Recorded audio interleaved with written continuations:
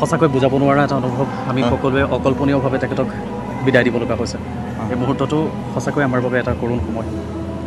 আপুনি আছে তেওঁৰ প্ৰতি লাগি আছে প্ৰথম দিনৰ পৰাই আছে মুখ্য কথাটো হ'ল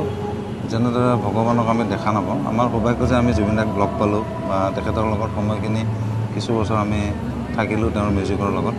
গতিকে এতিয়া বাকীখিনি সময় আমি তেখেতৰ মিউজিক আৰু তেখেতৰ চিন্তাক লৈ আগবাঢ়ি যাব লাগিব এইটোৱে কথা বিশেষ কায়িকভাৱে তেখেতে গুচি গ'লেও আমাৰ মাজৰ পৰা অসম যিটো এই জাতিটোৰ মাজৰ পৰা কেতিয়াও গুচি নাযায় এইটোৱে আৰু কথা যিসকল অগণন গুণমুগ্ধ ইয়ালৈ আহিছে বা তেওঁলোকে বিচাৰিছে জুবিন দাৰ কথাখিনি আমি কেনেকৈ জীয়াই ৰখাটো আপুনি বিচাৰে তেখেতক প্ৰত্যেকজন মানুহে তেখেতক ভাল পায় আৰু যিহেতু আমি আটাই ভাল পাওঁ আৰু তেখেতক শ্ৰদ্ধা কৰোঁ গতিকে তেখেতক কেনেদৰে জীয়াই ৰাখিব লাগিব সেইটো মই নাভাবোঁ কোনোবাই কৈ দিব লাগিব প্ৰত্যেকজনে ভাল পোৱা মানুহজনক ভালদৰে জীয়াই ৰাখিব গতিকে আমি আশা কৰিছোঁ জুবিন দা আমাৰ মাজত সদায় থাকিব